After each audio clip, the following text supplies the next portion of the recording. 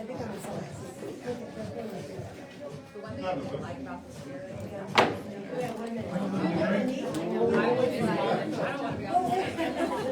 No, if I ever do this, yeah, they moved down to Florida. Yeah, so she sadly, I guess she got it. That was the one like that. She always put the farming. So this was her first stepdad. This was her first flight flying by herself. And now she's Breeze Airways just direct from the airport. I put you there, but I would Flew out, and she said it was amazing. The staff was amazing. We're all really nice. Recognize the same people. That's great. Yeah, they flew out. We're good, mate? Yep. So I was much calmer. You're not sitting over there. Is everything okay? You're You're always over there. I want to see what you're going to do. You want to see, huh? Didn't matter at the gate when she came, it was the same one that took her. So it was, you know. Good morning, gang. Good morning. Good morning, Tim. How's everybody?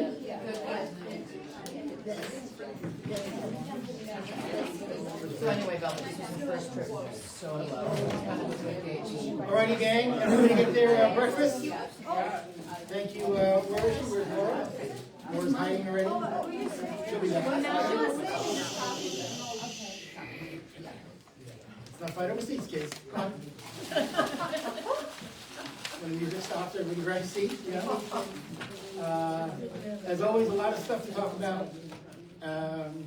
This crazy thing that me, Wendy, and Suzanne, and Maria, and Gianni create gets bigger by the week. Not sure why.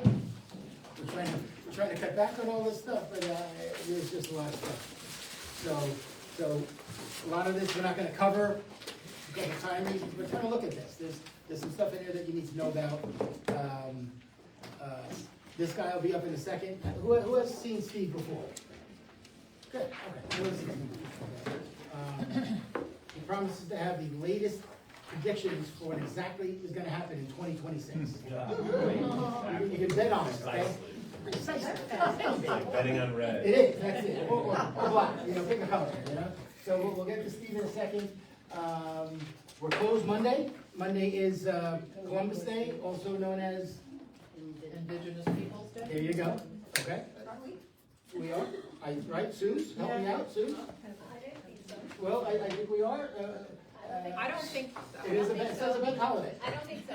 I think We're there's here? no, there's Are we no here or are we closed? commission tax. We are here. I told you, we are here. We don't celebrate Columbus Day. We celebrate Nevada Day. Nevada Day, which is coming up later in the month. It is? Yeah. Is it? So the kids are out of school. I know, it should be. So what this means is, title is closed, correct? Am I right on that? Escrow can sign, but not We're open, but you can't record or anything. Okay, okay. So the banks are closed, obviously, for money purposes. Party at the back office. But signing, so if there's a signing schedule, we're okay. Yes. Right, okay, Yeah. so for this time, okay. Columbus Day, everybody. Very good. Okay, I'm not gonna go into this too much, but Steve's gonna cover this. The only thing that kind of jumped out at me is, we're at 11,000 total properties, and days on market is 46. Steve has something called expected time on market, I think. Expected market time, which is like days on market, but different, and I'm not saying better or worse, but you'll see his formula for that, which is kind of cool, actually, okay? Anybody need photos? Headshots? Who's a Star Trek fan? I do because I have. Anybody remember Star Trek? Yeah. Remember Captain Pike? Let's go. That's Sean Perry. Oh. That's our photographer. He was in Star Trek for years. Yeah, he comes in costume and everything when he does photos. No, I'm kidding. Oh, I was like, really? He doesn't wear the costume. You should actually. That's a bad idea. But Sean's a funny guy. If for no other reason, go in there and listen to the William Shatner story that he tells you. So really, really funny guy. But if you need photos, my point is, he's coming the next 3 days, Suzanne, I think? 10, 11, and Monday. So, yeah, you have to call, make an appointment. He'll block off an hour and a half for you. He does a really good job. His wife comes with him. They do some photo touching on your shots and all that stuff, or whatever it's called. So if you need a headshot, there's your guy. The top teams for last month, congratulations to Darren Bryan, Caldwell Real Estate, the Sullivan team, the Panos team, and of course, Mary Perry. So, anybody in the room? The Caldwell, there, Caldwell Real Estate. Mary Perry in the back? Mary Perry is hiding in the back. Oh, there she is. How about those Yankees, huh? No comment. God, horrible, right? Horrible. Not good. Congrats to our $1 Million Club, all 20 of you, very nice, good job. So, somebody's making some money here again. Congratulations to you guys. Where is she? She's here. She comes over to me. Lauren? No, Lauren's not here. See? Lauren, congratulations, best new agent. Diana is here. There you go. Come meetings, next week, Mike from Solar Verde or Certified Solar Pro will be here. So if you need some solar updates, you need to come to the meeting. Mike is our go-to guy for solar. Nora was just talking to somebody about it. Dr. Jason. Jason, yeah. I see Mike around a lot, He is. but I see him almost everywhere. Yeah. He's probably the most reliable and ethical person when it comes to anything solar. Correct. So if you have, even if a client, if you have a client that's, sorry, I'm Kristen. Yeah, just go on, yeah, wait all day. If you have a client that's even looking into solar with somebody else, he's just an incredible resource, so I just Correct. get him to. The next two slides, we're not gonna get into it too much today. Maria and I, and Wendy might talk about it next week, but I'm sure you all checked your email from Tuesday, from LVR, right? Formula, yeah. Sure you go, lion dog, you're all lion. Okay, lion through your teeth, but there is an email you got on Tuesday that talked about the changes to the RPA and a bunch of other documents. Rental. Most of them are property management documents, Yes. so don't worry about that. But this is not in the email that you got, okay? But these are the changes, just so you know.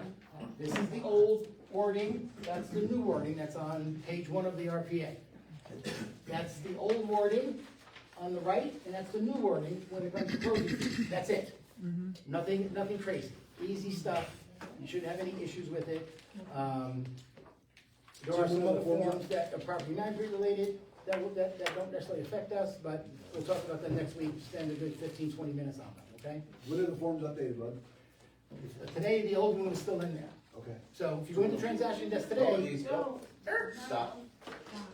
The new one is in there with a revision date of 10/24, but the contract does not have the new verbiage in it.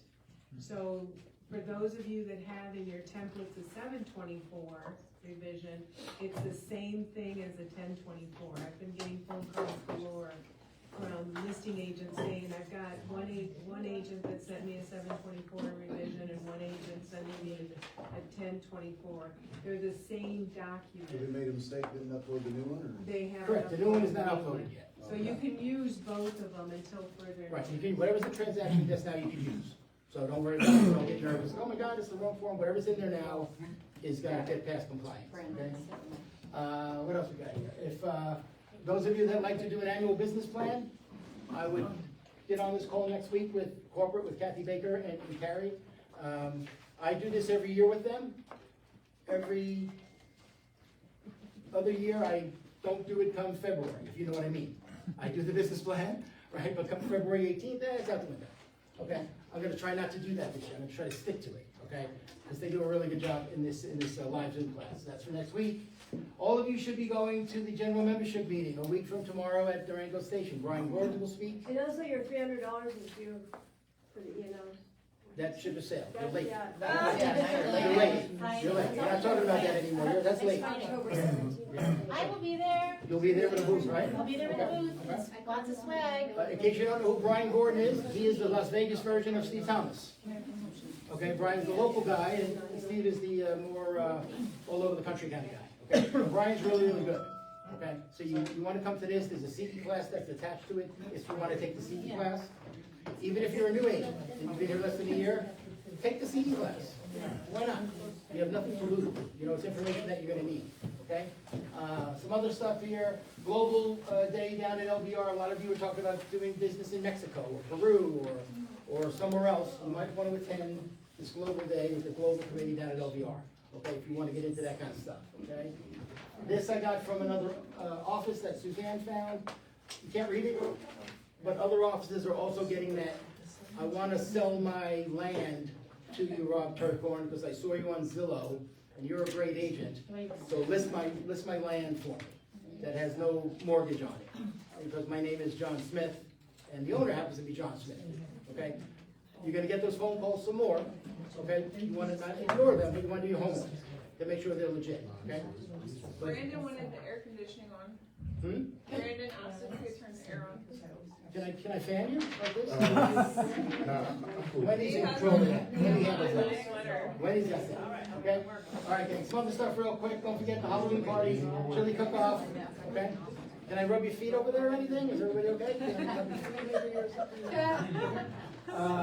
Don't forget about the costume party, the Thanksgiving Day, pie party, tacos.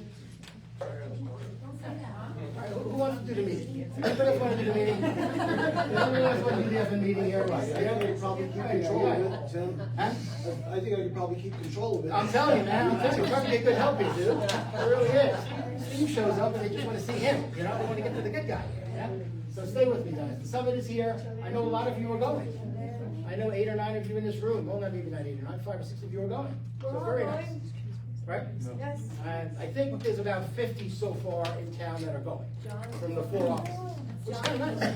John will be there, I'll be there. We have an Airbnb with 12 people.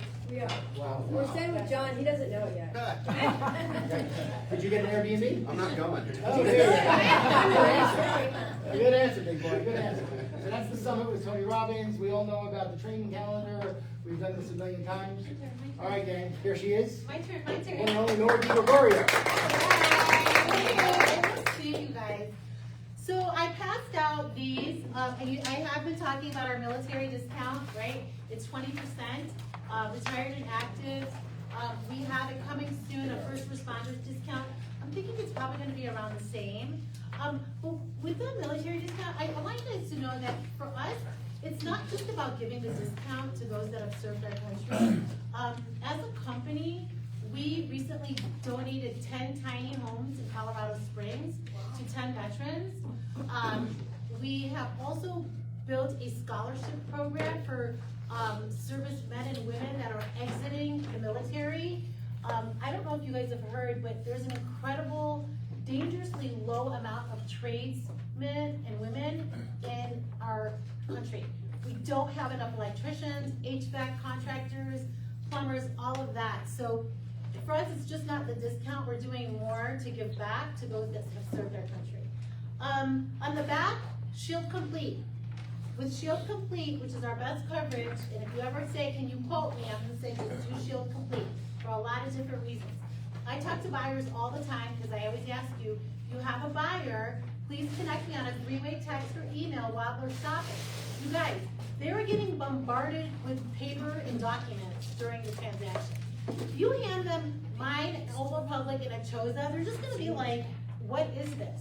Sometimes they just wanna talk it through, and I don't mind doing that. For me, it's a less than 3 to 5 minute conversation. I can answer all their questions.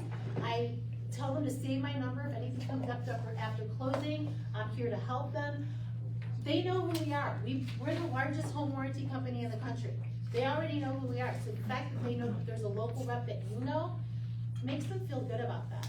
But when I talk to them about Shield Complete and I tell them that the day after they move in, before we even have the money from escrow and title, that they can place a claim for a rekey service, and we'll come in and rekey 6 locks with 4 identical keys for 0. There's no service fee. It's literally complimentary. There are definitely those buyers that are like, I'm putting an electronic, whatever on every single door. Fine, they can use that HVAC tune-up. Right now, we're doing the furnace check, right, for the fall. If they don't want to, if they're like me, they don't care about being cold, they care about being hot, they can save this. It's good for a year, the HVAC tune-up, and they can use it in the spring to get their tune-up on their AC unit. So, I say it every time, just save my number. Whether you're using me or not, you guys, you have a connection, you have a contact at American Home Shield. The chances of us running into each other on the other side of the transaction is incredibly high. We have over 2.5 million members. So just, you have somebody that you can connect with, and I'm here to advocate always for you and your clients. So that's all I got. Nora, everybody. Keep in mind what Nora said. like we always tell everybody, if there's a mortgage question, you have to call John. If it's a title question, get Heather involved. Same thing with the warranty. Don't answer the question if you're not really sure. Give them Nora's number. Let her, you know, I don't know the difference between Shield Complete and non-Shield Complete. Yeah. Or whatever the one below that is, unless I'm looking at the brochure. So she has it memorized. She can rattle it off in 3 seconds. So I make always sure, tell you guys, know. it's like you're not gonna quote you're not gonna quote State Farm, right, or Geico for homeowners insurance. Why would you even try to like speak to home warranty? Home warranty essentially is insurance, you guys. So connect them. Oh, take it off of your plate. It's less liability for you down the road. All right, Dan. Sorry. He's got something in his hand here. Oh. John Morgan. Alcohol. I feel like we need to not be so serious right now. So, you're probably wondering why I'm carrying this big bottle of Prosecco. So, we're giving stuff away at our wind down. So we're not just Right. hanging out, having a good time, but this we're giving away at the wind down on the 22nd here at Summerlin. So make sure you're there. It's a good time. We have a good time here. It's probably one of the bigger wind downs that we get together. And again, this is a tough business. Serious all the time. Take some time out, hang out, wind down, whether you drink wine or whatever. Just show up, hang out. So that's 22nd here at Summerlin. Pie event. Again, this is for your clients, all right? Not just for you and the family. Bring your family, be great. Mingle with their families, that's ultimate. But again, me and Patrick talked, there's like 7 touches he gets with each client that is gonna come get a pie. And if you invite the right people, you invite 6 people, just 6 people for pies, you will close 6 deals from that event in 2026. If you invite the right people. So take advantage of this. Usually teams and stuff are the only ones that get to do this and have a big event. Otherwise, you're just dropping a pie at their door or whatever. Take advantage, leverage it. Rates, we've had some good movement. They'll touch on all of that, so I'm not gonna waste time so we get to Steve. But wind down, pie event, flyers out there. Hey, one thing, I don't know if you noticed this. John, are your rates going out to everybody every day, or you're posting it? Yes, well, we're posting them in groups, and then I send them out on Monday. So we have Monday mortgage rates, and then look in the groups every day. We're updating the new sheet for the morning. Okay, so we're putting it in Facebook every day, somewhere, right? Okay, so if you go to Facebook every day, you want to know what the rates are, he's putting the rates there. Okay, so it'll give you a little bit of a talking point, instead of you guessing or trying to wonder what the rates are. Okay, enough of him, we had enough of him, I got a little bit of her. Where is she? Heather Mirich, everybody, rock title, there she is. Sitting in the back today. I am. Yeah, waiting on some calls. Okay, so I have some slides which we can touch on. This is my class that I'm gonna have right after.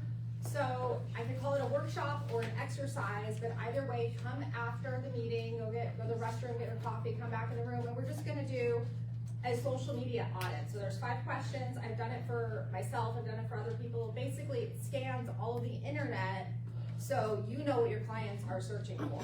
So when you enter these specific questions in ChatGPT, it'll tell you kind of where the holes are, where you need to improve. So if you want to go through that exercise workshop with me, stay after the meeting. Other than that, I have October 28th. Please put it on your calendar. And also RSVP so we have enough food. But at Rock Title, our Southwest location off Russell 215, we're gonna have a little party right after we do these little goodie bags for the Ronald McDonald House. So that's our give back for October for our 10-year anniversary. We also have the items we're also collecting. I have flyers out there by the copier, so I won't go into that too much because I know we're trying to get to the big guy. And then I have a CE class. It's probably on one of these slides here. This one, it's almost sold out. In fact, it may be sold out. I checked yesterday. So it's a different law CE than the last one I had Sarah do. So you guys can attend this again. But it's 3 hours of law CE. So there's a registration link. So hope to see you guys there. And that's all. If you guys need anything, remember I'm here for your escrows. Thank you. Heather, thank you, Heather. All right, gang. So Steve Thomas has been here a bunch of times. Actually, I think me and Mark met him at a NAREP event. He was the keynote speaker at some big NAREP event. And he's been nice enough to come back every couple of months for us. And he has a great service that you might want to consider. He'll talk more about it than I should. but, he has a great, well, I'm not even say what it is, I'm gonna say all of it. Okay, but he, if you go to his YouTube channel, it's called, Sun Housing, great podcast with his son Brendan. How old is your son? 24. No kidding, okay, yeah, so he does it with his son, so, so we're lucky to have him, he travels around the country, mostly California, Arizona, and here, I think, doing what he does. So, ladies and gentlemen, Steve Thomas. Steve, how do we get him to where he's gotta go?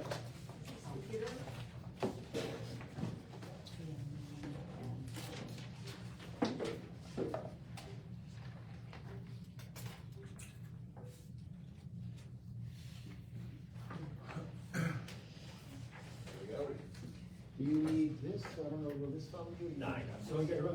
You? Yeah. Get after that. I'm out of here.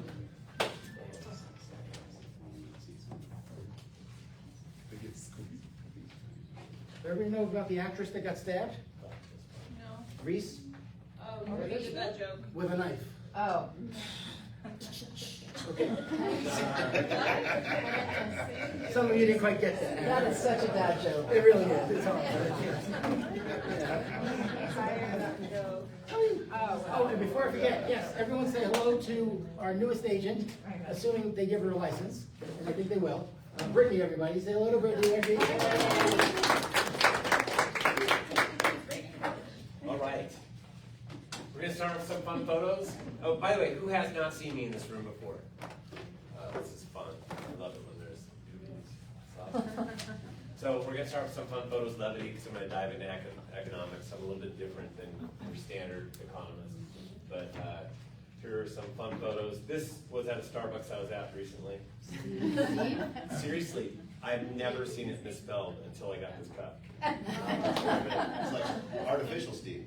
I know. Yeah, right? Seriously. What people think selling real estate in LA is like and what it's really like. True. This is an MLS photo. Love MLS photos. You see disasters out there in the MLS land, send them my direction. These are the kind of things I love. Like they decided to build a shower. Pretty ridiculous. Wow. Or this one, heaviest objects in the universe, the sun, neutron star, black hole, the regret after losing the home you love to another buyer because you slept on it too long. You guys have all dealt with those buyers that just don't act fast enough. This is actually from the foreclosure days, the Great Recession. This was the sign that's in Fraser Reno in Sacramento. This is real, not a short sale, not an REO. To think back to, because everybody thinks we're gonna have one of those times again. There was like 5 homes on every block, and most of them were foreclosures or short sales back in the day. So you put this thing up so you differentiate. Don't worry, I have actual equity in my home, and you can actually close faster, not gild the bank. So I thought this was kind of funny to look at this point. When you really want to mess with your OCD neighbor, ain't that fun? Yeah, see, you would be the OCD neighbor right there. See, like, this is the real estate agent I'm not working with. Results, reality. Seriously? Wow, no. That's real? Can you imagine if you're the seller and you go, oh, yes, my home, what the crap did I do? How long is my contract? No. This is MLS photo. We refer to this as functional obsolescence. Remember that term? Yes. This is like a disaster. That is a tub / shower / toilet / emergency exit. Oh, I like that. Wow. Because when you get a listing, your listing appointment, you go and there's something like this. Gotta be in the 60s. That's a disaster. Unless it's an Airbnb, then it's okay. All right. Then we'll stay in it, right? Wow. Nice theater, like look at the ropes and all that stuff. See the sound system too? It's like really dated. Looks like Vegas. It looks like old Vegas. I think my teeth stayed. Ooh. Yes. And actually, this is a fantastic kitchen. Yeah, Yeah, although I've had a lot of people go, I kind of like it in my meetings, so I kind of don't. Each their own. This is my last photo, and I put this in here because it's my last photo. You see the creepy lady? Yeah. We're for Halloween, we're in October, so I just added that because she looks creepy. So nice cabinet. So my introduction is, I'm a quantitative economics and decision sciences major from UC San Diego in La Jolla. Great place to go to school. Beautiful. 34 years in the business, Orange County native, Cap Valley High School grad, 9 kids. Yeah, that. Oh, wow, 9 kids? Top Steve, producer. it keeps going up. It's always been 9. What are you talking about? It's been 9 for a while. I'm holding. People say I should have 10. I'm going, you have 10. Seriously, who's competing? Who's beating me in this room? Top producer. My wife hates that, by the way. Don't ever tell her I say it. So we're a Brady Bunch family, if you haven't figured it out. I brought mine, she brought hers, but we're not really Brady Bunch. We have an extra column, if you ever watched the Brady Bunch. But everybody's calling me Brady Bunch. But so I had mine all the time, she had hers all the time, so I adopted hers and she adopted mine. Aww. And then we had this kid. He's 7 in 7th grade. Cute. No, seriously. He's a handful. He's like around a lot of teenagers, talks like a teenager, calls me bro. That type of thing. That guy, he's been working with me for 2 years now, since I graduated from Washington State University, May, a couple years ago. And it's fun working with a kid that likes to talk economics. That's pretty fun. So people ask me if he's my favorite child. Well, you know, if he's going to talk economics with me all the time, I kind of like that. But I can't really have a favorite. That is our oldest. She is married, and she brought me this awesome creature. Aww. I had breakfast with her and her mother on Monday. That was pretty fun. She's adorable. Yeah, that's cute. We've been all over the press and reports in housing, your local real estate snapshot. This is what I do. I'm a housing analyst. I get to tell people, what do you do? A housing analyst. Lyft drivers, Uber drivers, they all scratch their head and go, what exactly is that? You know what, it's about cutting through all the noise that's out there. I developed in the 90s when I represented buyers and sellers. I still have a broker's license just so I can get data feeds in California and keep up with the different shenanigans that go on, but I do not represent buyers and sellers. I'm out of that business. I'm just a housing analyst. But I developed this report to cut through the noise of my own clients, my own friends, my own family, everybody. Everybody has an opinion when it comes to real estate. If they can crawl and they can talk, they pretty much have an opinion when it comes to real estate for some weird reason. Like as if and I get it all the time, people are always confronting me with their ideas of things. And so I'm just trying to cut through that noise, especially now. I had a report that came out every other week. Nowadays, we have something worse. It's called the internet with YouTube and TikTok and all that stuff. Now, I don't buy any of that. TikTok, people will tell you to watch the 3-minute video and they know that everything's going to crash and burn. The only TikTok you should be watching is a grandfather clock. Please don't go there for your real estate information, for Pete's sake. That is ridiculous. There's a lot of narratives that are out there. I don't push narratives. I kind of tell you the way things are, setting expectations. And there's power and strength to data. That's why I provide it. It's hard to refute data. And this is just one more tool in your arsenal of what you do on a daily basis. It's really investing in your business at the end of the day. Who in here is a subscriber to my report? See, we've got a few different hands. And Clark is growing the fastest. It's behind LA and San Diego, and you're going to probably pass Riverside County because you don't have these kind of reports at your fingertips. And it's just different. We don't focus on closed sales data. Although the next report that I'm going to be working on will talk about netting less if you reduce the asking price. So I have to go into closed sales data in order to show you how much you net less by doing that. But I don't really focus on closed sales. I really focus on looking through the windshield because I don't like to talk about what's already happened in the past.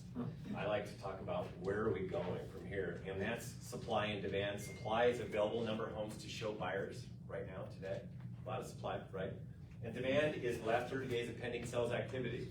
It's kind of been the same for the last couple of years. As a matter of fact, this year, Clark County, Clark County, Vegas has been a little bit below average compared to last year. So I'll get into that, what's going on. But this is supply and demand. And from that, we have something called expected market time. It replaces days on market. He alluded to it, I hate it. I don't like anybody quoting average median days on market, it doesn't make sense. You're artificially setting expectations to be low. They're always way lower than what the reality of the marketplace is. I've actually taught classes on coming up with expected market time across the United States, and when they look at it, they go, yeah, this is exactly, they start to calculate it themselves real time, stuff that's been sitting on the market. And what I have for expected market time is the reality of the speed of the market. Average and medians are automatically low because a lot of people relist it, and a lot of closed sales sell immediately. Some off market, some of them within days because they're priced right, but that's not the majority of the stuff that languishes on the market. And we'll get into that. It's a real expectation. It's when you place your home on the market, when are you going to open up as a pending sale? That's what everybody should care about if you're a buyer or seller, to understand what's going on in the marketplace today. And we have these reports are used for buyer-seller consultations, get price reductions, get buyers off the fence, to close barn transactions by properly setting expectations. I'm in the expectations setting business, and so are you. It's really when you're sitting down with your clients, you're setting their expectations of what's going to happen. So at the end of the day, that helps out quite a bit. We have reports that dot all over SoCal, the Bay Area, Vegas, and Phoenix. And I get on a plane, come here, and go back. People say, why don't you go across the United States? Because I have to then go into a hotel. I like to be near my family. I've already done that in the past. My kids can take it to other places. So a lot of my old subscribers, they leave and they go to like Tennessee. I don't want to go to Tennessee. And my kid can go to Tennessee, but he's not trained up yet to totally do that. So we're right now in these markets where I can fly to. And so people say, so what do I do with the report? Well, get it in front of every buyer and seller at a minimum. And then secondly, have it at your open houses, farm with it, utilize it in your sphere of influence marketing campaigns, and just continue to utilize it. I have a lot of agents. We have about 2,000 subscribers. It is pretty much 1 out of every 4 agents in Orange County has the report because I've been doing it since 2011. And it's a difference maker. People swear by it all the time. It gets them price reductions, gets them deals, gets buyers off the fence. So these are what some of the reports are. So today, the asterisk is I'm giving you way too much information. Just know that. And oh, by the way, you don't have to take photos of this. I'll give you a copy of this presentation afterwards. My son told me to say that because I didn't yesterday, and everybody's like stamping. I had to wait for people. I will give you a copy of this presentation, so don't worry about it. And so the reports that I do, there's not going to be as much information as today because I talk fast and there's a lot of slides. It's just one topic, and then we talk about inventory, we talk about demand, we talk about the speed of the market, and then we have luxury. And then for Vegas, I even have high rise, which isn't doing very well, by the way. Anybody that's doing high rise, it's a very, very sluggish market. If you think your market's sluggish in residential resale, try high rise resale. So dull kickoff, that's one of them. You can see I'm focusing on one thing at a time. More seller competition. I explain what it looks like compared to other years. Foreseen wave. I see a wave of activity coming forward. We'll talk about all this stuff. Accurate pricing is crucial. This is the one I'm going to write. I write it twice a year. It just shows that you net less. You have to have that report and get it to your client prior to sitting with them so that they know that they have to price it right. Otherwise, they'll be throwing out money. We'll make them second guess sitting with another agent as well. So accurate pricing is crucial. Welcome to a buyer's market. There we are. If you're languishing on the market for a long time, that's called a buyer's market. It means that buyers have a little bit more control in negotiations. And then, will prices plunge? The answer is no. You have 3 factors, and we'll get into that, what they are, but you have to have all 3 of them lit up. The buyer's roadmap. It's funny, and I'll show you this because we have a closed sales report that comes out in addition to every other week you get a report, plus once a month you get a closed sales report. And we have this now in every single report. And what it does is it shows you that you will net, not net, you will, there are some homes that sell almost instantaneously, even in sluggish markets. And they don't understand that. They don't want to go above asking price, and then they get burned. I went over it in this particular report. The fall market takes a turn. That's where we're at right now. The turn is that we have rates that are below 6.5%. We're starting to turn up the volume in pending sales activity. You don't see it, I see it in the trends. So I can actually see it right now. I actually snapped the Clark County last night because we're getting close. I did it last Thursday. It's close enough where I can kind of show you where we're at today. And it's actually, we have pending sales activity starting to turn up, which I knew would because we're below 6.5% in interest rates. We haven't been there in a while. It's the lowest rate in the past year. Yeah, right, exactly, I do too. I can't wait for it to get down to 6%. So no flood of foreclosures. There it is, buyer that wants to buy right now. Saw the rates, heard it from here. No flood of foreclosures. Actually, this is the most recent one that came out. Matter of fact, Clark County just got this one on Tuesday. What is today? What's the Thursday? I don't know what day it is. It's funny. So you got October 7th. This thing came out Tuesday evening. So no flood of foreclosures. Hey, everybody thinks that that's what's going to happen. It's not going to happen. It's just not. Sorry. It will elevate. We're going to get back to pre-pandemic era of 2019, but that's it. So reportsandhousing.com. That's where you go to subscribe, and it's $20 per month or $200 per year. And you get a free month if you sign up today utilizing these. They stay on my person. I'll get it to you guys first thing in the morning. It stays with me. I have my own office. We send it to you, and then I shred it. That's it. That's how it works. And so I'm a nut, a geek. I can't get enough. I was on the plane. I got my little Wi-Fi going. I'll actually pay a little bit extra Wi so that I can do different things. And I found something else to include in this report today. I can't help it. That's the way that I work. I'm constantly changing it, and I love it. This is my junk food of choice. I love economics. Anything has to do with it. Economic model, we do follow one. It's called a progression model because things are constantly changing and evolving.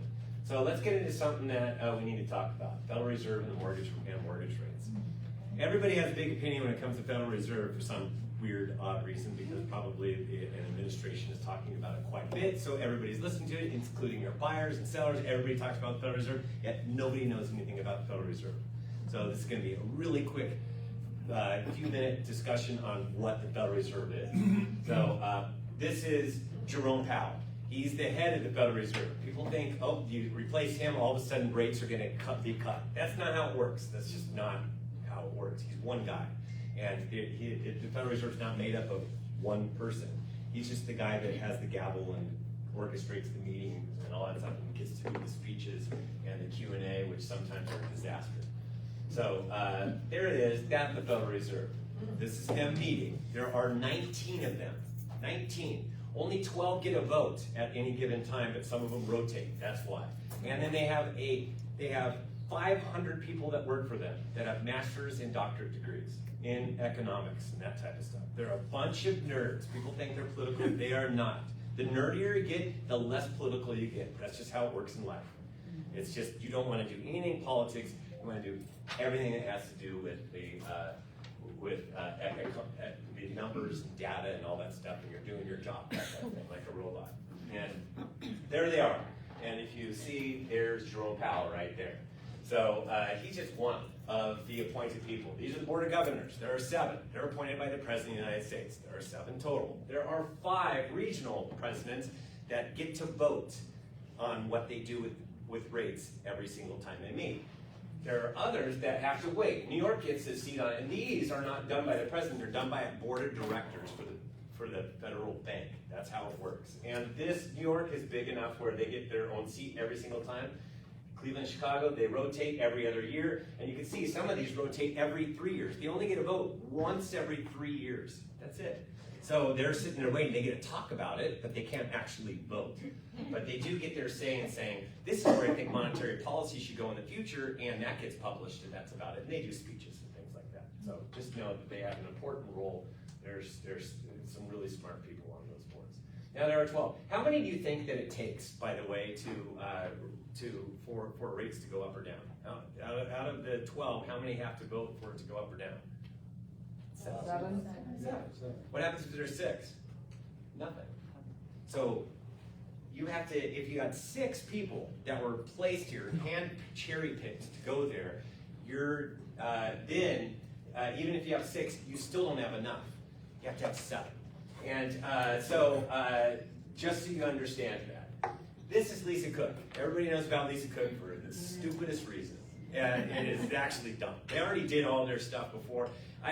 they're utilizing her. She's actually a dove, which means that she wants to cut, which is exactly what the administration wants, but he wants to use it as an example. That's really what it's about, that he is in control. So she's actually asking for cuts. So just know that she's just in the limelight. It's actually got punted all the way to January, when the Supreme Court's even going to listen to arguments on it. So it was put up to the Supreme Court, and they're saying no. It's going to be a big fat no. If it's anything other than a no, I'm going to be upset, and a lot of economists are going to be upset, because now it's starting to be where you can play with the Federal Reserve if you're a president of the United States. You really should not be able to do that. Steve, quick Like I question. said, not political. The Yes. 7 that are appointed by the president. Yes, by a president. Is that a You lifetime? don't get to just like fire people and put in new people. It's when they say, I'm out of here. Or in May of next year, when Jerome Powell is out, he could stay on, but he's not going to want to. So instead, they're going to put somebody else up here, and so that's when the president gets to put somebody up there. So it's not a lifetime gig like the Supreme Court? Oh no. No. There's terms on it, and as a matter of fact, Adriana Kugler was supposed to be up at the beginning of 2026, but you don't even know who she is, but she mysteriously vanished and said, I don't want to do this anymore. She resigned. We don't know if there's something that she did in the past that she was afraid of, or she just didn't want to deal with the pressures of the Federal Reserve. Could be that she's an adjunct professor and she wanted to go back to being a professor, which I don't blame her. I wouldn't want this gig at all. Adriana Kugler was replaced with this guy named Stephen Moran. Anybody know who he is? He's with the White House. He's hand cherry-picked to sit on this right now. And when you listen to him speak, you go, boy, man, you know nothing about monetary policy. Seriously. It's like, yikes, that type of thing. But he's only temporary. He's taking a leave of absence. He hasn't even left his job at the White House, kind of taking a leave. Now, they meet 8 times, and you can see 8 times that they meet. This is the 2025 times, they're 8 times they meet. And they get to talk about the short-term federal funds rate, what they're going to do with it that day. That's an overnight banking rate. What do we do in this room? Is it overnight? No, it's a 30-year mortgage. It's not the same thing. So every time they cut or increase, it doesn't, and it's already built into the rates that we have of the day. How many times do mortgage rates change? Like a gazillion times. 2 times, 3 times a day they could reprice. Sometimes even more when it's very, very volatile. So it's all over the place. And the reason why rates do that is because they're trying to figure out, based upon what the news is, on where the Fed needs to be in the future. Even if you fix the Fed, they're still going to go where they think the Fed should have gone. That's where it'll go. So there's 8 times they meet. The ones in yellow are big meetings, because now all 19 of them tell us where we think policy should go, as far as rates, when they cut, when they don't, and all that stuff. And it happens. So if they meet 8 times a year and it's every other meeting, you can see it's once a quarter. So it's March, June, September, and December. So we got one in September, and that's when the last time that they met, they were telling us where rates should go. And this is what they call a dot plot. So this is a dot plot. This is actually, what this is each of those 19 that are on there get to say where they think rates should go right now for the rest of this year, for next year, for the year after that, and 2028, like as if they have any clue. They have no clue, by the way. I want you to know, 0 clue. They were just drinking whiskey and wine and coming up with these numbers over here. That's what it's all about. So each one of these dots is one of those 19. See this dot right here? Looks kind of ridiculous, right? They think that this year we should be all the way down here in the dirt. Who do you think that is? The new guy, Stephen Moran.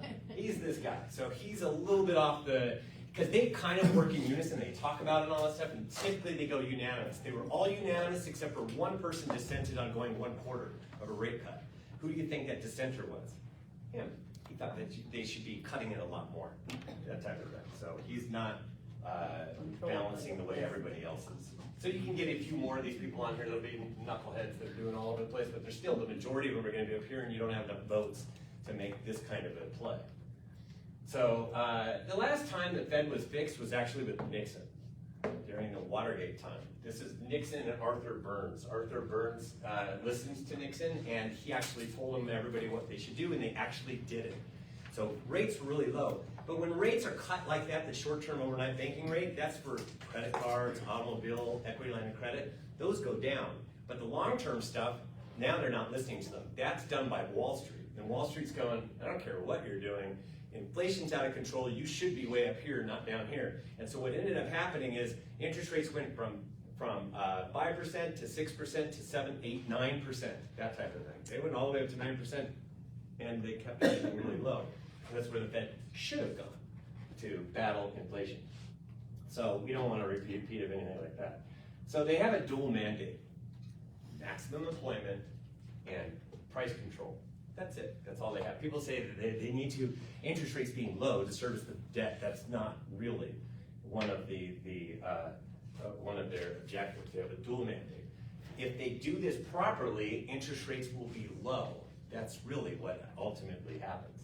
So that's their dual mandate. And here is the last one we got. We got this the first week of September for August.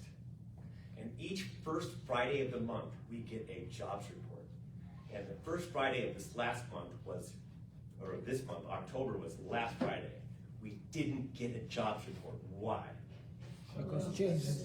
Ridiculous shutdown. I hate politics. Now I don't even get my data. We're all sitting here with nothing to talk about other than when are you going to restore my data feed? That's really all that we are caring about right now. This is the last one we got all the way back at the beginning of September, and it showed that we barely were doing that many jobs, and then there was a couple revisions, and June ended up being down 13,000. Now, everybody says that a fix is in, that we have all these revisions. Really, what the problem is all these different these places where we get our data, they're really like utilities, and they don't invest in them. They have 10-year-old budgets, and they're not putting money in it. You want to fix the problem of not getting enough surveys back, because they're doing it by survey, and the surveys results, because we get spammed like crazy, are in the gutter.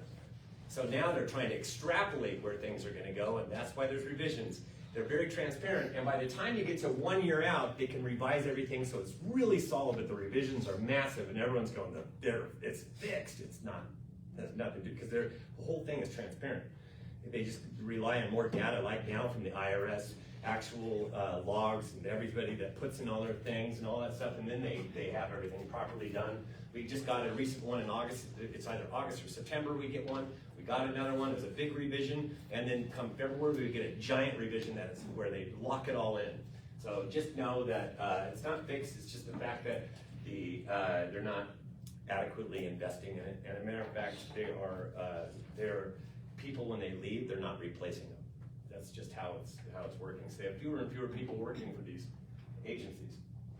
This is the other one. This was CPI. It was supposed to come out, I believe, I just figured next week. I can't remember anymore because I don't care. Because why don't I care? Because I'm not going to get it.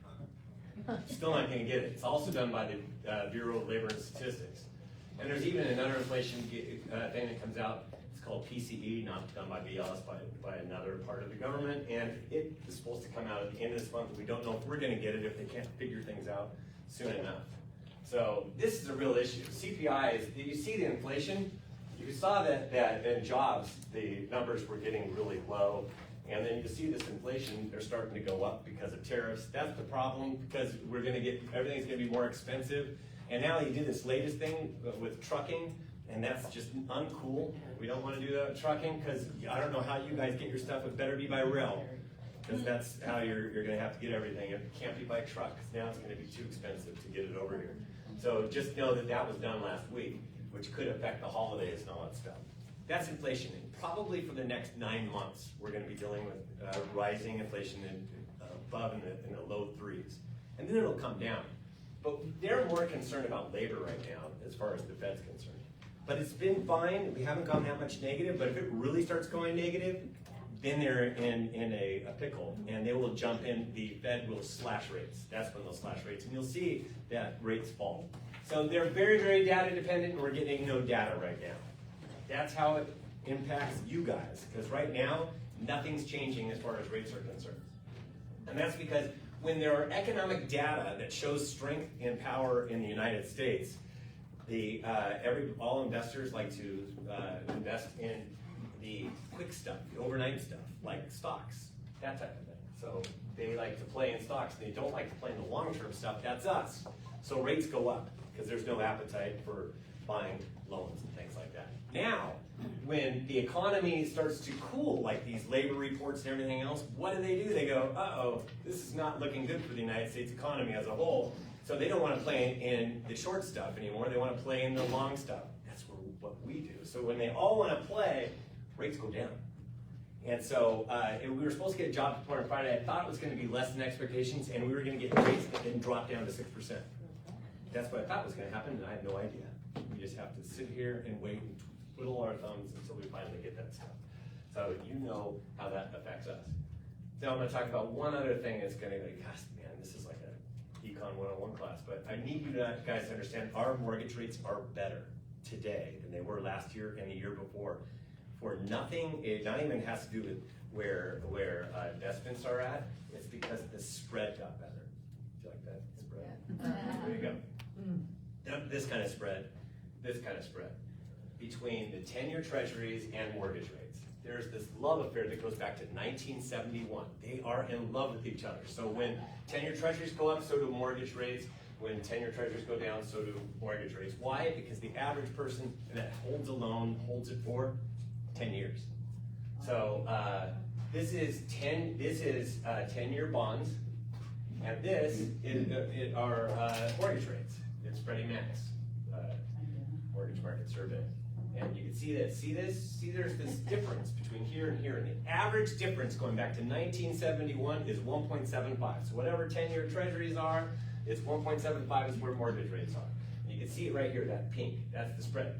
But you can see the spread isn't always really tight. Sometimes it gets bigger, and I'll show you when it gets bigger.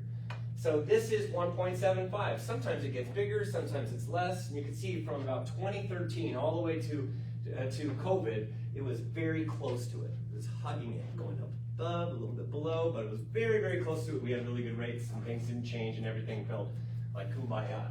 We had the Great Recession. You could see spread got bad during the Great Recession. There's reasons for that. It has to do with banks making money, worried about making money.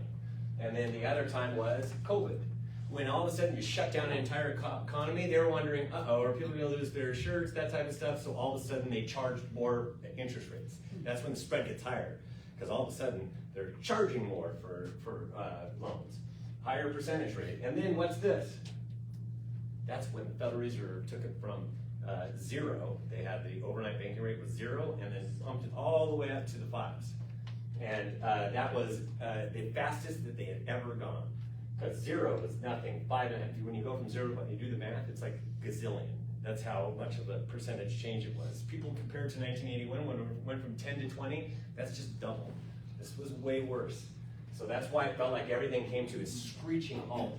And it did, and the spread got bad, really bad. And why? Why did the spread get bad? Why do you think that the spread got bad?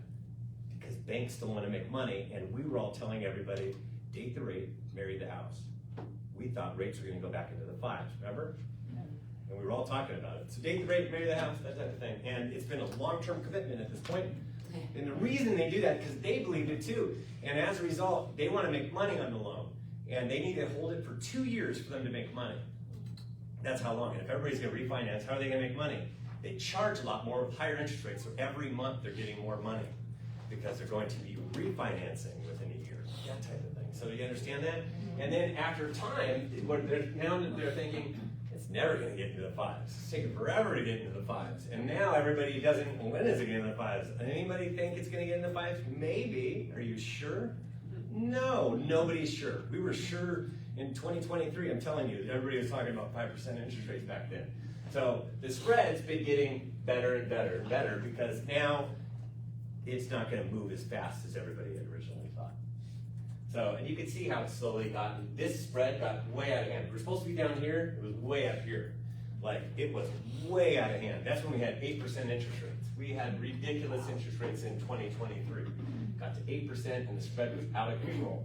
And the spread's gotten better. This is 2024 and this is 2025. And you can see the direction of it, it's been going down. We're very close where we were last year, but then it went back up. I do not believe the spread's gonna go back up this year like it did last year. And so the difference is gonna be gigantic. And like right now, today, as of this morning, we have 6.36% interest rates. And if we had the spread of last year, we would be at 6.5. If we had this spread of 2 years ago, we'd be at 6.98%. And I know that artificially rates were a lot higher. And you know, the environment hasn't changed much. It's just that there's more security and all that stuff. So we're in a way better spot, which means that we're gonna have a very hard time getting above 7% right now, unless all of a sudden the United States economy starts cooking again. I don't really see that happening. So the direction is down, and you can see it's been slow downward descent. And this is the 10-year treasury from CNBC app. I go to this all the time, like too much. Like somebody needs to take it away from me. This is one of the apps that if I was in your shoes, I would actually get. Because you can talk to them there or go to Facebook, but you'll know instantly what's happening to rates. This was as of this morning. This is so tiny down that interest rates are so tiny up. And then when this is in green, that's not good for rates. But this is so small that it might be a tiny little change in rates today. Tiny. So it's not a big deal. What happened, like when that jobs report came out, those giant revisions, and that person at the BLS got fired. Remember when she got fired? Which should not be touching my data. Please don't fire people that are geeks. They're not political. But when you fired it, this was actually down 0.14 that day. Went way down that day, not because she got fired, but because there was the jobs report was so negative that, things are breaking. And that day, rates fell like 0.25%. So that's why I go to this every day, because when there's something negative news on the economy, guess what's happening to our rates? They're getting better. So this is green, I root for red. You should all be rooting for red. And this is Mortgage News Daily, the other app that I've always recommended people download. It's not connected to a mortgage company. It's just the average interest rate across the United States with no points. And I want to know what it's doing, because this will tell me the psychology of buyers and what motivates them. They will go to these first with no points. Chances are they'll pay points, but they don't know they are. So they're looking at just the headline rate with no points. And that's what this is, 6.36% as of this morning. And so this is a key takeaway for you to understand. So this is, when I have these key takeaways, by the way, these are the kind of slides when you go back to it, these are the ones that you can get in front of people to explain different things. And you can see what's the direction of rates. Where has it been? It's been going down slowly but surely. This has not been any crazy down. This down makes sense, and we should be where we're at today, below 6.5%, which is good news for us. I wanted to be below 6.5%. The problem is, we got there last year too. It was in the fall, just like this year. I want to be there in the spring, the start of the year. So by the time we get to February, I want those rates below 6.5%. Because people say, so Stephen, what are you praying for? I actually have been getting down on my knees every Sunday, and I'm praying for 6%. Exactly 6.0. People go, why not the 5s? I do want to get to the 5s. For my millennials and Gen Zs. Why? Because they've been taking it on the chin for so many years. They need to get in. The only thing that's going to do is rates. But you're saying, why not 5 yet? Because I don't want to go there in a rush. Because what would happen to the entry-level price range in Vegas? All this, they would go through the roof. They'd start beating each other up. Instead, I want to do it in baby steps. 6.0 for a while. And then all those smart millennials and Gen Zs go first. And then when it gets into the 5s, then everybody else comes. And then the smart one was the one that did it at 6. So that's baby steps. That's the direction that I want to go. So it's not too crazy, and we don't have what we had in COVID, where we have multiple offers. And you guys have 20 offers, and somebody's bragging about $50,000 above asking price. That's dumb. That's unhealthy. I don't like it. Just know that. It's not what I'm rooting for. People go, this is the best time ever. No, it was not. Because it ended up hurting our housing market in the long run for a while. It's not going to fix anytime soon, because people qualify for loans now. This is not the prior to the Great Recession. So 6%. Join my prayer, please. So we're going to talk about the housing market. And there are 5 seasons. Spring is number 1. Numeral 1. This snowbird thing that everybody thinks that everybody's involved in does not happen. It's not the way that you think it is. Demand peaks in the spring in all markets. Number 1 is spring. Especially if you're luxury, put it on at the start of the year. It starts to languish the further on you go. Every single year, I'll show you how the speedometer, what it looks like. Spring, Then summer, this is the most homes come on the market and the most demand, pending sales activity. Then it's summer, starts to get some distractions. Then we get to the fall, that's where we're at today. Then it's winter and the slow season, the holidays. I'm sorry, Thanksgiving's coming. Mid-November is the holiday market to mid-January. And December, fewest homes come on the market. November, second fewest. December also, the fewest new pending sales. We don't place that many new pending sales in the month of December. People say, I close things all the time. I go, well, when did you pen? October. I'm sorry, that's the holiday market. So the holiday market comes to a grinding halt because we like to enjoy our eggnog spikes, of course. At least that's how I like to enjoy it. We're in fall. In fall is when supply slowly falls, and then demand slowly falls after it peaks in Vegas. You guys have Clark County has a little bit later of a peak in the month of September a lot of times, and then it starts coming down. But you guys haven't had normal falls. You guys have kept on having inventories rise all the way until we get to like Thanksgiving. And then all of a sudden people go, I guess we have to not place homes on the market, it's the holidays. That's what happens the last couple of years. And we have housing inventory. I'll get into that, and this is the number one reason that we will not crash in prices. We will not have a crash. This one right here. Key takeaway. Get this in front of every single one of your knucklehead buyers and everybody you know.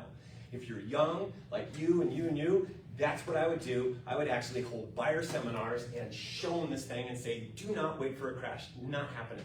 Number one reason, we had a supply glut prior to the Great Recession. Starting in 06 and 05, we even had 3 million homes. You can see how much more there were than prior years. 3 million, 4 million in 06, 07, 08. A glut of homes and people with the stupidest kind of financing of all time. You just fogged a mirror and you got a loan. Anybody want a loan? You all can have loans. There you go. That's how it worked. Pretty much. You saw people that got homes where you're going, how in the world did they get a home? We all did. So when that happened, a disaster is coming. That's not what we have anymore. We don't have that. And if you're really young, that means you didn't experience that. So you have no idea how stupid it was. Good thing you're here, you can fix things up. Like we now have really good, you have to qualify for a loan, FICO scores are really high, and all that stuff. I don't care what the negative bears and doomers are saying on TikTok and YouTube. They're wrong. I don't care if they talk to people in the streets. Talk to whoever you want. I don't care if they say that my dad is wrong. They're wrong. I follow all this stuff and we know what's really going on. And you can see, this is the inventory right here. See, no supply. Yes, we have more supply than we've had over the last couple of years. It's a lot more than over here, right? 2022 was the fewest number of homes. You guys had like 5 homes on the market in 2022. It was like right here. See this across the United States. See how low it was? And over here we have fewer people in the United States. That was so low it was ridiculous. Nothing available, and that's why values were just going through the roof, even though rates were starting to rise in 2022. And you can see how much we've gone up since then. It's gone way up. Nothing compared to the supply glut. We still have an inventory issue. And people say we have more homes in Vegas than we did prior to the pandemic in 2019. You guys have built 10%, your housing stock has increased by 10%. It's a lot more people that can sell now. So you can't compare now to 2019, sorry. Yet everybody does, they just don't know it. They shouldn't be doing that. So this is Clark County's active inventory, and it goes all the way back to 2022. You can see what happened at the beginning of the year. See, nothing on the market, a little over 2,000 homes on the market. You guys have 10. So you can see, and then it got all the way up to 10, and you can see where you're at right over here. You guys have more homes on the market than you did in 2022 when everything really slowed down. But we got here at least methodically over time. And you can see it right here. This is where we are at right now. Actually, as a week ago, I say today, it's gonna say today. I apologize for that. That was actually last Thursday. I will update this before I give it to you. But this was last Thursday, 10,598. It actually went up 30 homes in that 2-week period of time. It's not a big change. It means you guys are hitting a peak when it starts to slow down like that. And last year we were at 7,496. That was 29% less. That was the purple line. And 2 years ago we were at 5,299. That is 50% less. That's the blue line. And today, the real today, is at 10,250, down 3%. Looks like you guys have hit your peak. Just a little bit later because that was October, but a little bit late's fine. And I want to explain really quick why things are so slow. And really quick, in 2023, not many people placed their homes on the market because they had these low interest rates and they were waiting for rates to go down. So they said, I'll just wait. You guys said date the rate, I'll just wait until rates come down, then I'll sell my house. So nothing came on the market in 2023, very few. And it was matched up against low demand. Everybody thought the prices were gonna cave. It didn't happen because nothing came on the market. So you had the low demand matched up with low supply, not a lot available, and your home values kept on going up. That's why. And then all of a sudden you placed more supply in 2024, last year, and we started to rise because same low demand, but now all of a sudden there's more homes coming in the market, they started to accumulate. This year, even more homes came on the market than last year and the year before. They're accumulating at a faster clip because actually your demand in Clark County was a little bit less than last year, and you're placing more homes on the market, it started to climb like this, and that's how we got to 10,000. You guys see? Just, you threw more on that supply and demand scale on the supply side. And this is where you peak between August and the end of September. Looks like it's just a little bit late, but it looks like this is where you're gonna peak, and then we're gonna go down from here, following that 2022 line. So it's gonna come down quite a bit. A lot of people are, that new term, delisting. I love that. We're delisting. That's the new term, by the way. I don't know if you guys are up with that. It's kind of like price improvement. We're not coming off the market, we're delisting. And this is that's why we come down. Very few homes come to the market at the end of the year. That's why our inventory falls every year. This awesome family, talked about them before. They got married, they bought a house, they had babies, and now like the babies are getting bigger. Now they want a different house, they want a bigger house, but they're not moving. They're doing everything on their porch because they're outgrowing their house. Why aren't they moving? Because of interest rates. Because people say they're locked in. A lot of them can afford to do it, but there's no way they want to burn through all that cash on a monthly basis. So they're saying, I'm just staying, I'm hunkering down. Now, 40% of everybody across the United States owns their home free and clear. So the rest of 60% has a mortgage. And so, in Nevada, this is through the second quarter of 2025. I downloaded the Excel spreadsheet. Did anybody else download that thing?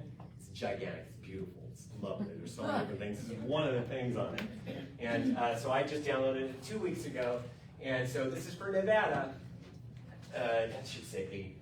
I don't know why that says that. These are backwards. I didn't update this. My apologies. I will update this. So don't take a picture of this at all. It's 71% have an interest rate of 5% or lower, 52% have an interest rate of 4% or lower, and 20% have an interest rate at 3% or lower. This is what happens when you're working on fumes sometimes. Way to go, Steve. I know, seriously. But 71% have an interest rate. 1 out of 5 has an interest rate at 20% or lower. Who in this room has an interest rate at 3% or lower? That's right, there's a lot of you in here. And who that just placed up there, raise their hand, is thinking about moving in the next couple of years? You can be vulnerable. I love it. I got this. Usually I get laughter, and then nobody's gonna put up their hand when there's laughter. Because well, I'm not putting up my hand. They just laughed at me because I want to do. Why? Why? Because we're tired, sick and tired of waiting. You know, it's been 38 months since the last time we were in the 5s. 38. How long do you have to wait? 5 years? 60 months? I don't know. How long do you have to wait? Anybody?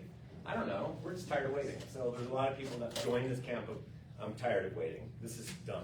I do not want to live here anymore. I haven't wanted to live here. I've been holding out for it. It's been 3 years. I need to move. That's what's going on, right? So you can see this is Clark County, number of homes coming on the market. This is hard to do because this spaghetti at the top, the reason why it's so close to after the pandemic is because you guys have been building like crazy. So as a matter of fact, I'm going to be showing this in the future, but it's going to be a different story, and I'm going to have to talk about the new builds and things like that for you guys, and also for Maricopa. A lot of building going on there. Because this is the red line. This is this year. Blue line was 2 years ago. You can see very few homes coming on the market. The green line was the COVID lockdown. So no one was placing their homes on the market in April of 2020, and yet in April of 2023, nobody placed their homes on the market. There was no pandemic. They just were fine at my rate. I'm staying put. That's what happened right here. This is 2023. Then 2024 was the purple line, and 2025. And you can see how many more homes were coming on the market than last year and then the year prior, all year long. But then what's happening right now? They're squeezing together. Why? Because Clark County and Maricopa and the United States housing market, everybody's saying it sucks. And now everybody's starting to believe it because there's so many negative clickbait headlines that it's causing people to not place their homes on the market again. It's not like 2023, but it's getting close to last year. that's okay, because in 2026, in the spring, people are gonna ignore it all and go, ready to go. And we're gonna get even more homes coming on the market then this year it probably will be up here above the yellow line. Because you guys have a bigger housing stock, so. But you're up 13% compared to last year, 4,775 more signs than 2024. And you're up 32%, 9,800 extra for sale signs compared to 2 years ago. That's a lot of extra homes that you had to absorb. They just accumulated on the market. And then if you look at 2023 compared to the 3-year average prior to the pandemic, if you look at 2017, 18, 19, when there were a lot fewer homes that were built, you still had 28% fewer homes on the market in 2023, 16% less in 2024, and this year still 6% less. For next year, it's probably gonna be even. It'll be like pre-pandemic levels, but you have a bigger housing stock, like I said. So you still have a low supply that has increased, and that's why it's putting a little bit more pressure on pricing, and we have this low demand that has been unyielding. And part of the problem is prospective home buyers who say they expect prices and interest rates to fall and are waiting until then to buy a home, so they want prices and values to come down. It's at 75%, they're just sitting there waiting. But they're gonna be waiting a super long time for that plunge.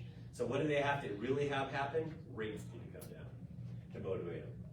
And you can see this was the highest mortgage rate for US homeowners to say they'd accept on their next home purchase. So that means that they'd sell, right? This is first quarter of 2025, and the red orange is third quarter of this year. And you can see that when we were at 7%, nobody wants to play. At 6%, look at this, it was 41% at the beginning, and now it's 52%. That's a bigger number. And you can see as you get to 5.5, it gets even higher. This is where that's why I don't want to get the 5s in a rush, because it'll be too much at once.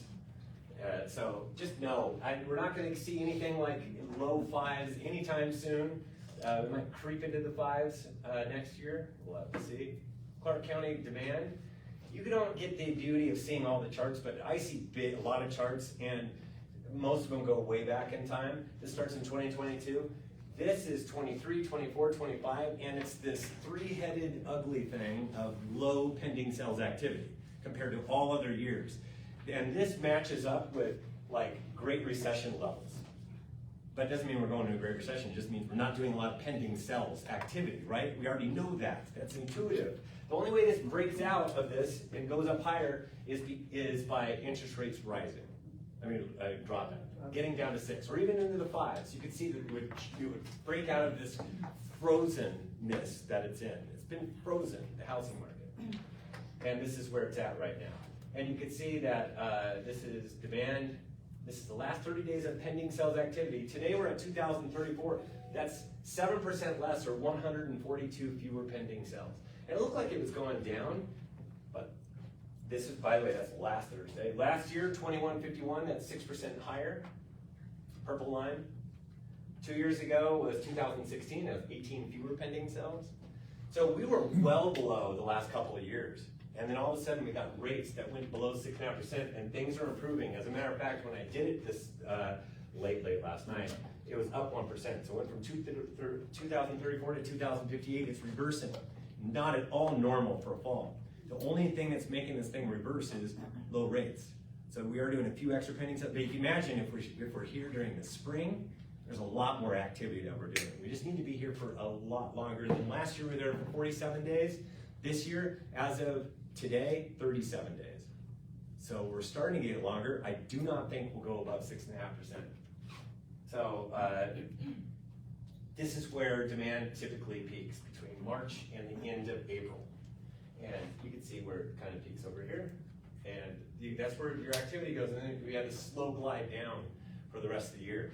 And do you guys see any bit of these snowbirds purchasing over here? No.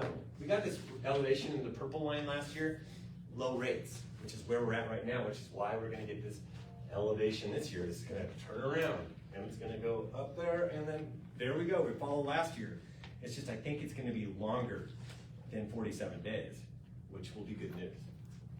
Because what's the speed of the market? Place your home on the market when you get become a pending sell, and this is expected market time. Raw days on market. This is my own thing that I placed based upon the absorption of supply and demand. Supply and demand is changing all the time, so I'm looking at the speed of the market based upon the amount of supply coming on or off and demand pending sales activity going, more pending sales, less pending sales. And that's why it constantly feels like it's changing as the year goes on. It felt like it was getting more sluggish as the year went on, right? A lot more sluggish than your average or median tells anybody. Definitely. When I chart that thing, it looks dumb. When I chart this thing, it looks like exactly what you're feeling, like an escalator ride up. That's the way it's been this year. And this is where we're at. And so we were today, that's last Thursday, 156 days. It actually went up 10 days in a 2-week period of time. So it really slowed, and that was a big drop in pending sales activity for those 2 weeks. Couldn't quite figure it out. I knew that that was only for a minute. Last year we were at 105 days, that's the purple line. And 2 years ago we were at 79 days, that's the blue line.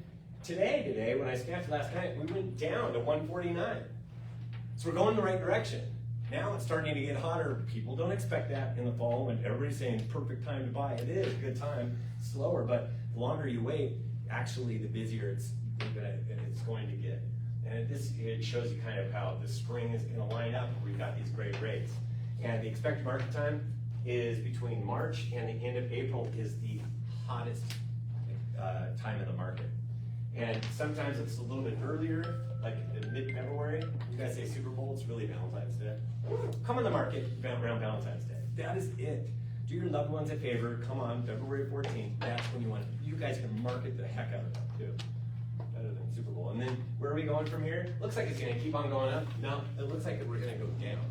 That's what it's looking like as long as we have these rates. And the reason why I actually think it'll go down a little bit at a faster clip is because I got to get my jobs report so that it shows that rates go down, and that will even ignite even more activity for the remainder of the year. So let's see. You know, a lot of the markets feel very much like sluggish markets, right? There are like a buyer's market where they get it. Others feel a little bit more balanced. You guys know the neighborhoods where you have to act a little bit faster, and then there's a lot of homes that fly off the market. This is what they don't understand. Okay, I'm a real quick example. Everybody's on their phones. These buyers are very smart because they got the apps and they are looking at it when they wake up, when they have a snack, when they had lunch, and then after work, and then when they go to bed, while they're sitting on the pillow, they're looking at everything that comes on. Something new pops up. Now they look at it and they look at every single thing. They look at the virtual tour, they look at all the photos, and they look at the price and go, oh my gosh, that looks really cool. I want to see this. They call you the next day. They want to see it. They're so excited. It just came on the market. They go and see it. And problem is 5 other people want to see it too. And now they generate 6 offers in this sluggish market. Now there's 6 offers. There's 1 seller, 6 offers. Who wins?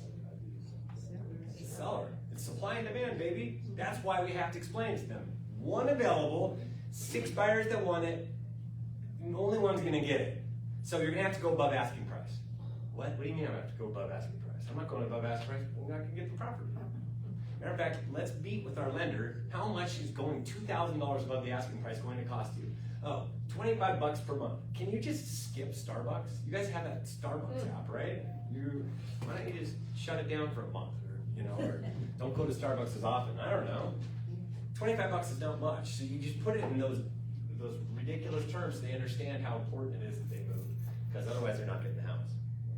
And this is, after all my writing within my reports, we have this. This is every single city in Clark County, and it's the number of active homes. What's demand look like? What's the expected market time? What was it 2 weeks ago, 4 weeks ago, 1 year ago? We don't quite have 2 years ago. That will be May of next year. Actually, yes, we're in May of next year. We'll be there. So this is Las Vegas. I'm not expecting you to look at this. This is a key takeaway. You need to have this menu to know that there's a difference in the different markets. Las Vegas was at 151 last year, was at 157 this year, at this time. Henderson was at 100, it's at 386 right now. You need to know that. North Las Vegas, 75 last year, 113 right now. Still the hottest. Boulder City, 128, 171. Mesquite, 85, 248. Big difference. I know a gal in Mesquite, she says, yes, this is exactly what we're experiencing right now. Laughlin, 363, 477. So there you go. I'll give you guys a copy of that later. Market overview. Really quick. Luxury. Top 10% of the market. I do it every January. 750,000 plus is where you guys are at. It's still at 750,000 plus. It's the top 10%. That's luxury. Inventory, 2083, it's up 33%. Demand is up 5%. Well, if you have inventory up more than demand, that means it's more sluggish. Expected market time is 244 versus 193 last year. You need to know this stuff. So, and you can see it in the different price ranges. Also part of every report at the luxury section, so you know it. What's the hottest price range? Well, it's 0 to 4 and 4 to 5. And then it just languishes the higher the price property is. 222 days for $1 million property. It was at 203 last year. You need to know it. There's a difference in price ranges. This is not going to behave like this. It's just more expensive. There's not as many fish in the sea. And then active, detached versus attached versus detached. 186 for attached in Clark County, 146 for detached. What does that mean? If you have a condo, it's going to take longer to sell. And look at the different price ranges. You have a $1 million condo, 606 days.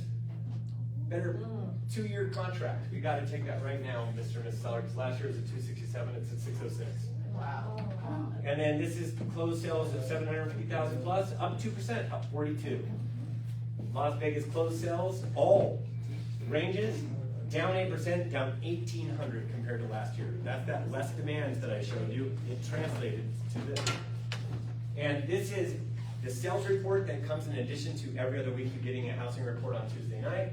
And this is the closed sales report that Brendan came up with, my son. And basically what this tells you is that this is the sold below the original list price, 73%. Everything that's sold in August sold below the original list price. The numbers that sold at 14%, yet there are still 13% that sold above the original list price. More than 1 out of every 10, which means that some people said, I'm not going above the list price, then they're not getting the property. That one that I told you about, when the property comes on and it flies off the market. And in cash, 26%. Just know that we're doing fewer transactions, cash remains the same. It hasn't really changed over time. So it's just a bigger percentage of everything that's done. And I have to do new homes because you guys have new homes. We got this surprise, why? Because the builders can do things that are crazy and get people in immediately. And they do that, and then all of a sudden we got this giant uptick in August. It's coming to us, but it's not as giant. It happens over time. So we're a little bit, have more of a lag, but it means more closed sales for us as well. Because rates finally came down to where the builders will be a little bit happier because they have a lot of homes that are languishing on the market. See that? This is the highest since July of 2009. They're not used to this kind of inventory. They don't like this kind of inventory. That's why you guys, they're probably coming to your office and tell you about all the stuff that they have. Because it's not like it was over here during COVID. So this is a Resi Club, I belong to it. It just says that we're at soft levels for new homes. As a matter of fact, I did this too. And this is Las Vegas new home sales,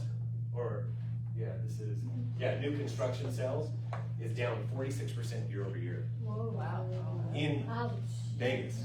Wow. So you wonder why you're seeing them a lot right now, because they're way down.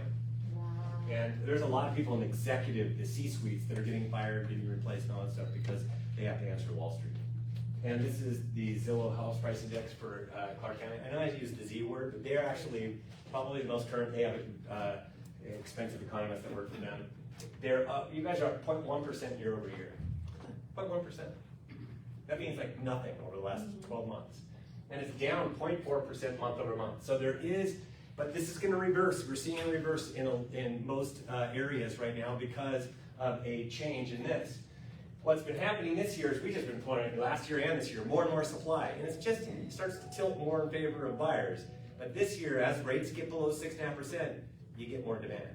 And now it's starting to tip the scales the other way. The lower rates get, the more it tips. That's why we're watching this very carefully. I want 6. It's a beautiful number. Pray for it with me. Bullseye pricing, spend hours with them arriving at the right price. That's it. You could spend like 5 hours with them at the listing presentation. You will be saving yourself a lot of time if you get that thing priced right. Go comp by comp, like 30 comps, I don't really care. Go through so many that at the end they go, fine, I'll go with this price. Why? Because you want them to sell and you to earn a commission. That's what the whole thing is all about. Rather than, I'll just take the listing. You should, if push comes to shove and you have to do that, great. But you know what? You're going to spend hours and hours and hours and hours trying to get up at the right price so they actually do sell. The number of price reductions in Clark County is 44% of everything available has been reduced at least once. We've done the math on it. So just know that. And so which means we have a lot of overpriced properties. Anybody have an overpriced property in here? Absolutely not. love it. No, you're allowed to raise your hand. Thank you for being vulnerable. I have this party gift. You guys can take pictures with the tap boards. This is good because you have to tell the story to them, because I'm about to write that report that shows you net less when you reduce the asking price. So do yourself a favor. When that person scrolling it just comes on the market, you only have one shot at that person crushing it. Better be priced right. So if not, then you will be overpriced and throw away money when we finally get it at the right price. And I can statistically prove that. So Stephen Thomas from Reports on Housing says that you bring this, your sign company will make these, laugh a little bit, but they'll make these for you.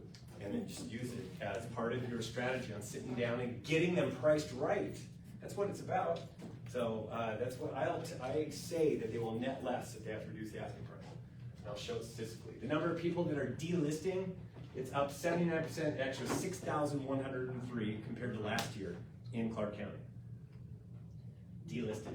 And the top reasons, this is new, this was on the plane, I just threw this up there because, look at, why did they delist? Did not receive offers at their desired price or terms, but how about this one over here? Decided to rent instead of sell, 12%. Hey, Steve, not to interrupt. What's the definition of delisting? Cancel, expired, withdrawn. Just off the Pulled market. off the market. Change their mind. A lot of people are gonna throw in the towel. They're gonna throw in the towel. So I told you 3 reasons you have to have all 3 in order for prices to plunge. One is you have to have a lot of homes on the market. We don't have that. We're not gonna get it.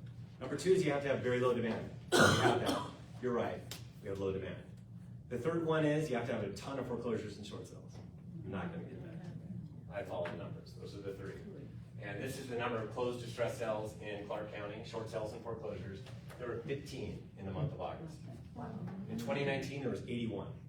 We're just going back to normal again. I really don't care. You can go from 15 to 30 and tell me that it doubled. So what? That's just dumb math. That's.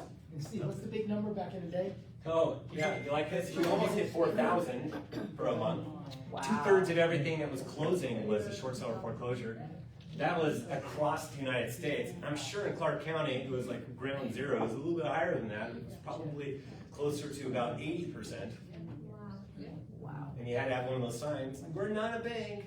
We're a regular homeowner, come on through. So 2026 forecast, what, a couple people had to go to their appointments, but they're gonna miss this. Like that? Every year I look at it. It went right last year, it's going left this year. Anybody certain about it? This is the way my brain feels a little bit. I have my 2026 concerns. Uncertainty, she has no nails. She's always been like her. Nobody is certain about where things are going. Federal Reserve chaos, please don't touch the Federal Reserve, for Pete's sake. You will ruin a really good thing. Labor market strengthens. We have inflation that's going to be going up. If the labor market strengthens, we could get rises in rates. It's just a concern in the back of my mind. I'm just sharing it with you. Inflation rises and stays elevated longer than the 6 to 9 months that we're expecting. If it stays longer, then we have an issue. Rates rise and remain elevated during spring, like last year and the year before. That was dumb. I didn't like rates starting off at 7% at the beginning of this year. Anybody like that? No. I want 6.5%, and I think we're going to get it this year. Somebody knock on wood. Hunkering down trend remains elevated. That you guys are not going to have a problem with that, but in many markets they are having a problem with it. So you just have more, properties that get built. The administration policies, they keep on messing with things that actually affect the tariffs. You know what? We all have a big opinion when economists do when it comes to tariffs. There's other ways of going about dealing with China, but policies that we saw demand go down a little bit. Some people took a backseat during the tariff thing, and there was a lot of uncertainty, and rates rose during that time period. It's not really what we want. Global turmoil. Yeah. That's a lot going on there. And the attack on data. Leave our data alone, please. You guys gotta get it. My 2026 forecast. Inventory to start the year about 8,500 homes. We're gonna go down as more people pull their homes off the market. It's gonna be soon, because we're getting closer to the holidays. Normal housing seasons, spring, summer, fall, winter, holidays. The stress rises slightly, no way. You could double, and it's still not where we were prior to the pandemic. And hunkering down trend, no longer an issue in Clark County. Luxury market strengthens by spring, cools the second half of the year. Get your luxury homes on the market during the first half of the year, for Pete's sake. You should be advertising all luxury. It's gotta be the first half of the year. Gotta be the first half of the year. And then interest rates from 5 3/4 to 7% is the range, depending upon what happens with the economy. Do not think we're gonna get here at all. Matter of fact, my forecast it doesn't even include that, but there's potential. Scenario 1, most likely, heavily most likely. Economy continues cooling to start 2026. Rates, I shouldn't say drop, stay between 6 and 6.5% with duration, because that's where they are right now. When I first did this, they weren't quite there. Rise in inventory to 11,000 homes, because we are placing more homes on the market. Demand picks up due to low rate environment, and spring similar to 2025, and second half a bit stronger. Economy continues cooling, closed sales up between 6 and 9%, home values in 2026 between up 1 and up 4%. And then, how about this one? If economy resilient start the year, rates stuck between 6.5 and 6 3/4. That's not what we want.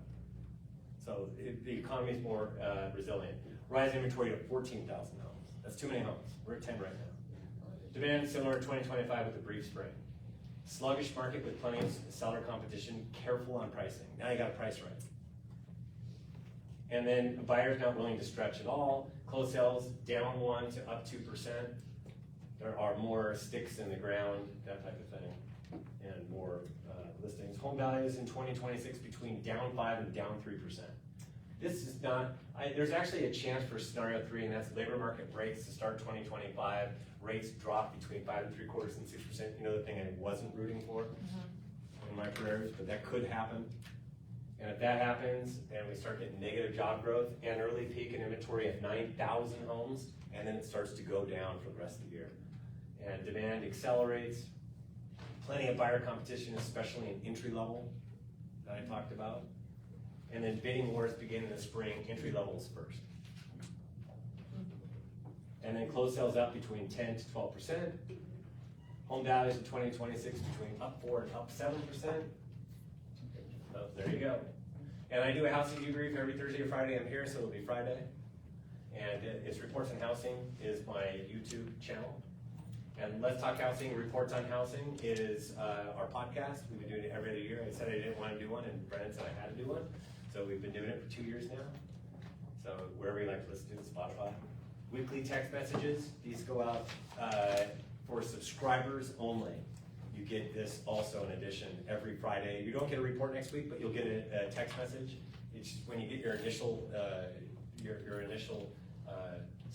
subscription, when it's emailed to you, you have to opt in. And then you'll get it every Friday. And then it'll give you the change in expected market time, the speed, the supply, the demand. And a little graphic for you to click on and then post. And this is the new Las Vegas monthly sold report, and we actually break down each city and each price range as to how many sold above, below, and at the original list price. And reportsonhousing.com, that's where you go to subscribe. The most recent one that came out, the fall market takes a turn. Actually, it's foreclosure. I got to update this. But this is what it looks like when you get it. It's every 2 weeks. And at the very, very bottom, there are a bunch of links for you to repurpose it. And there's a video for you to watch to actually know how to market with it. And there's a bunch of links. Microsoft Word, copy, cut, edit, paste. $20 per month, $200 per year. First month free if you sign up utilizing this form. Anybody want to subscribe in this room? Anybody? Crickets? Yeah. Guys, listen.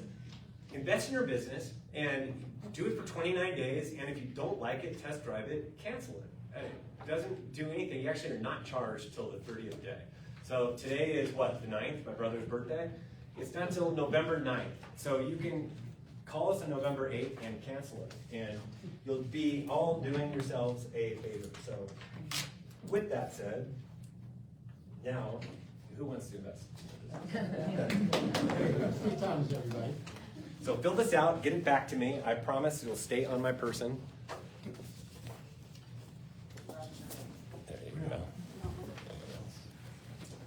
Keep in mind, gang, you guys need this data. You need this information. Anybody else want one? You really, really do. Just get out there and find your data. Here you go. Anybody else need one? I'm coming around. Fill it out, get it back to me, test drive it. If you don't like it, cancel it. I mean, no, there aren't that many people that use it. Like I said, one of every 4 agents is utilizing it in Orange County. Steve, can I jump off this real quick? Yeah. You did, you done that? Yeah.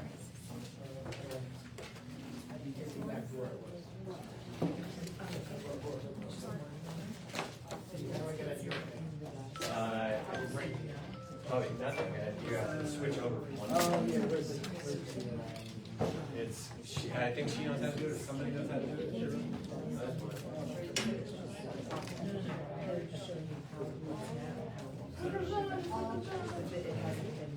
And real quick, guys, if you wanna stay after, maybe in 5 minutes or so, I'll start my class. no, that's cool. Okay, what I wanted to show you real quick, you know how much I love the Las Vegas Review Journal? Go there today. How's a big article on all Summerlin HOAs are getting an increase in January. So if you have a client, or maybe most of the HOAs, Summerlin North, Summerlin South, Sun City, I think, Summerlin West. Great article, great information to share with your clients, especially we're in Summerlin, okay? So take that article, do a little video, or grab the link from the LVRJ and send it out to your database. That's the kind of stuff clients like, instead of just calling up asking them, do you have a buyer or a seller, or something like that. So, what do you think, gang? Steve Thomas, everybody, right? Anybody have anything they want to sell to us? A listing, a buyer, you know, Carol? Okay. Great house on TPC Summerlin, 13th Fairway, golf views, updated, 4,000 square, over 4,000 square feet, newer pool and spa, 1.69 will be open Saturday. Great house, great house, and she's got a move. She already bought something in Nebraska. Wow, Nebraska. The pod comes next week. 1805 Portobello Drive, guard gated community. What's the name of the subdivision? Pardon? What's the name of the subdivision? What's the name of the subdivision? Portobello. All right, Steve. TPC Summerlin. Pick a number 117. 17. 17. Do we know who, oh, there you go, we need the list. Who's the last one to sign in?